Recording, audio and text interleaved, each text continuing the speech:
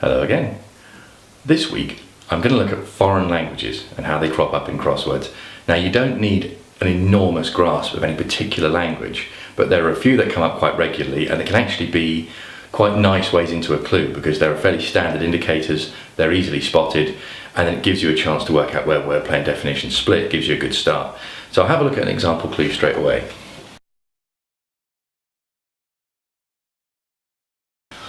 Where, for the French, time measured was more important. 10 letters. Where, for the French, time measured was more important. Now, if you looked at that straight off without knowing the thing about the foreign languages that I'm about to tell you, it might be quite hard to work out what sort of definition you're looking for. Are you looking for a French place? Are you looking for this end, more important, was more important? But in fact, rather than being confusing, that word French is a bit of a giveaway, or at least there's a good place to start because you might have an easy part of the clue done for you.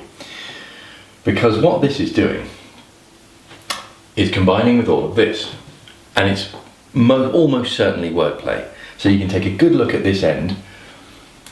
Where for the French is all one section. The commas don't mean anything.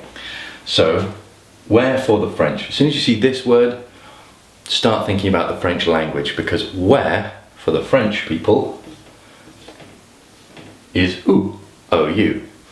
So this for the French means that word in French, this word for the French. So you get O and U, so that entire section of the clue is reduced to 2 letters. And then of course, you're fairly sure they're your first 2 letters because there's nothing to indicate that they get moved around.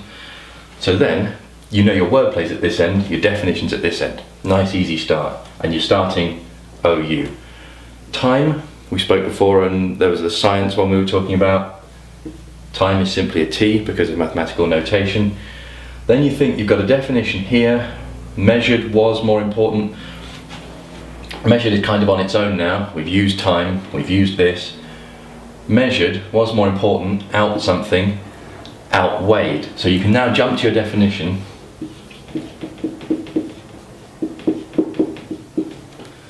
Outweighed. OU from the French, time T, measured is weighed, and it means was more important. So this, which looked first off as if it would be an extremely confusing thing where you're talking about French places and you're not really sure how to get a grip with it, has actually given you a really easy start because you're then looking for a 10-letter word, it starts OU, means something at this end. Now there's a lot of these, French and Spanish and German, and Italian as well, but French, Spanish and German are the most common. And it's not always as simple as the word French. So you might see something like the Parisian. And the Parisian can be le, la, or le.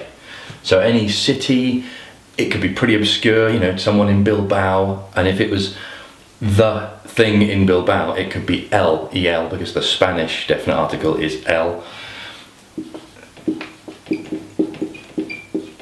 You'll see the word article used a lot as well, so Spanish article, it's nothing to do with newspapers. Well, it might be, that's always the trick. But it's quite likely to be el or la from Spanish as well. German,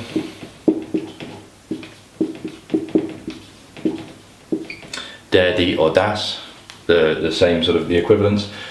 So you have to watch out for those, and there are a few slightly more tricksy ones as well, so you'll get some other words from those languages creeping into crosswords. But the trick is, if you see the mention of any place name or indication of nationality, check that you're not dealing with, or that you are, in this case you are, dealing with a word from that language, from the place, the language that is spoken in that place.